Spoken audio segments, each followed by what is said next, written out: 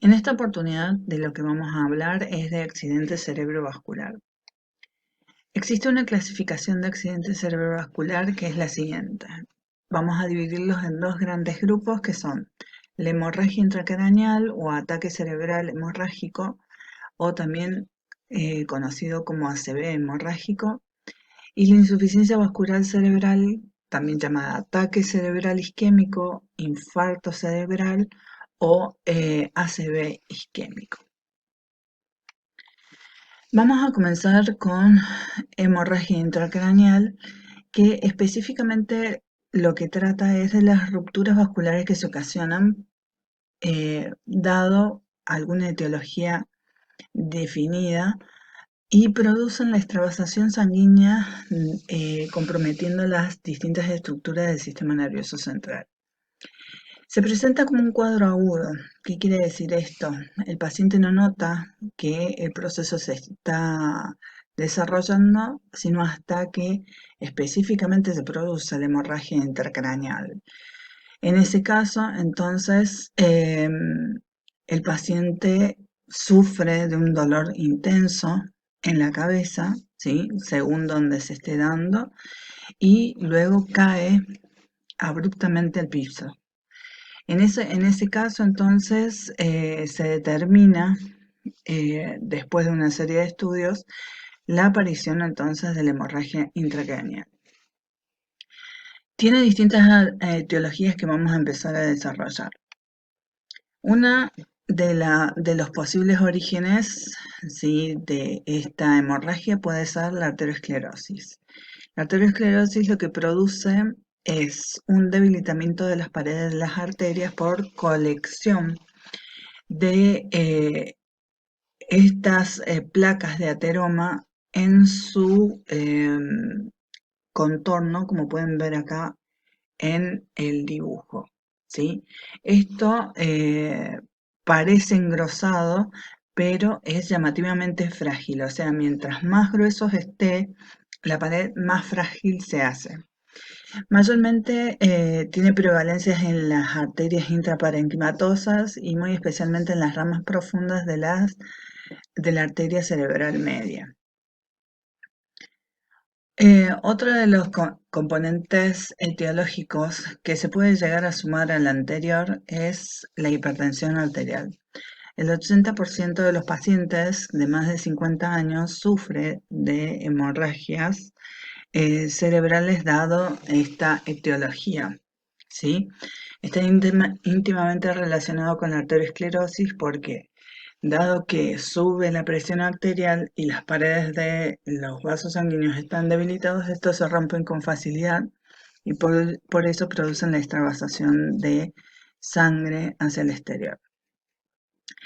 Son habitualmente las hemorragias intraparenquimatosas y en la rama profunda de la arteria cerebral media, ¿sí? Y el índice está relacionado con el daño de la pared arterial, o sea, la gravedad de esto depende específicamente del grado de lesión que se haya producido en el vaso sanguíneo y del tiempo de la evolución de la enfermedad hipertensiva, o sea, si tiene mayor tiempo de evolución, es muy posible que tenga mayor posibilidades de daño. Otra de las causas puede ser que existan aneurismas. Las aneurismas, por definición, son dilatamientos o ensanchamientos de los vasos sanguíneos localizados específicamente en las arterias del sistema nervioso central, que pueden ser congénitos o adquiridos. En el caso de los congénitos, ¿sí?, se localizan principalmente en el polígono de Willis por ausencia de la túnica media. Recuerden que la túnica media en las arterias es la túnica que posee la musculatura lisa. Entonces, a falta de la musculatura, el vaso se engrosa y forma un saco, ¿sí?, que tiene un pedículo o cuello, ¿sí? Este es entonces el aneurisma sacular. En el caso de los adquiridos es porque este engrosamiento se da por debilidad de las paredes, específicamente por la colección de ateromas, que ya lo hemos estado viendo. Entonces me da un aneurisma de estas características, que es el aneurisma fusiforme. También otra de las posibles causas son malformaciones arteriovenosas, como los angiomas arteriovenosos, fístulas arteriovenosas, aneurismas arteriovenosos, detención del desarrollo vascular cerebral, aspecto de ovillo, ¿sí? En este caso, en este dibujo se muestra el ovillo o malformación. Comunicación entre arterias y venas que originan shunt. Recuerden de fisiología la palabra shunt específicamente es una mezcla de sangre arterial con venosa y todas estas suelen asentar en la corteza cerebral. Otras causas etiológicas pueden ser los traumatismos, ¿sí? Que al ser un golpe directo sobre la zona craneal provoca lesiones en el sistema nervioso central con extravasación de sangre. Y también pueden ser los tumores. Los tumores hay diversidad de ellos, pero los más comunes son el glioblastoma multiforme, las metástasis y la arteritis por colegenopatías.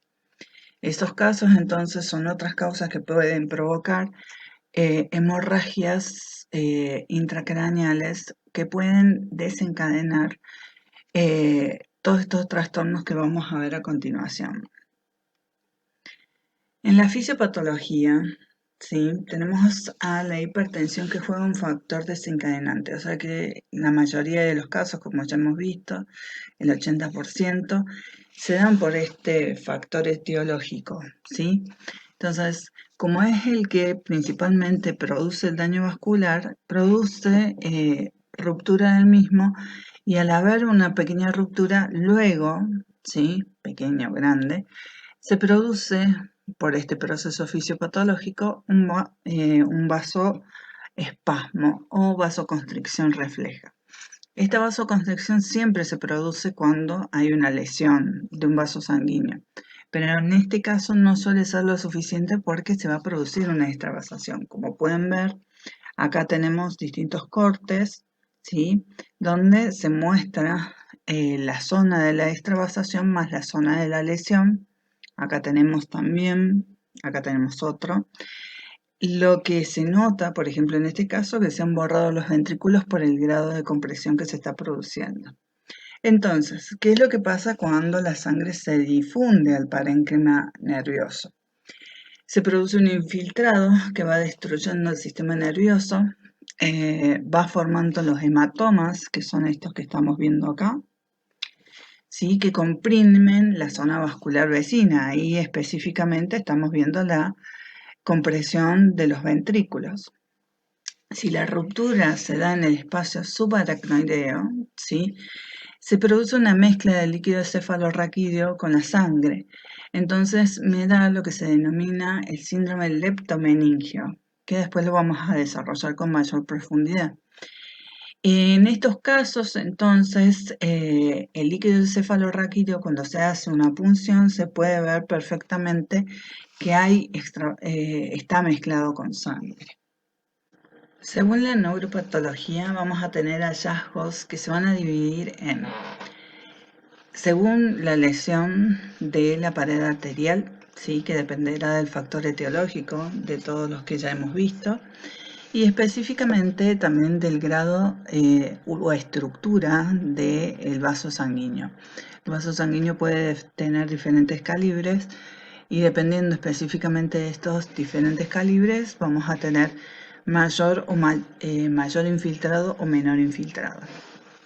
Después tenemos, según también las lesiones provocadas en el sistema nervioso central, que pueden ser diferentes tipos. Por ejemplo, la hemorragia infiltrada, también llamado infarto rojo, edematoso de bordes mal definidos, hematomas que van a producir compresión de los tejidos vecinos, edematoso también, tumefacto, y provocan también hernias de distintos grados. En las rupturas por aneurismas, el polígono de Willis, que ustedes ya saben dónde encontrarlo específicamente, se encuentra sangre en el espacio subaracnoideo, que es una de las características definitorias que hacen a la parte semiológica para poder definirlo. Y después tenemos las malformaciones ocasionadas por lesiones hemorrágicas mixtas, parenquimatosas y del espacio subaracnoideo, o sea que se conjugan estos dos factores. ¿Cómo es la clínica? Los elementos clínicos comunes de todos estos tipos de factores etiológicos me desencadenan un proceso o comienzo agudo, como les comenté al principio del video, ¿sí? O sea, es un dolor fuerte, penetrante y de caída abrupta, ¿sí? Se compromete seriamente la vida del paciente. Las formas clínicas entonces en las que se va a presentar van a ser hemorragias intraparenquimatosas, hemorragias meningias o las formas mixtas, que esas son las más comunes de todas.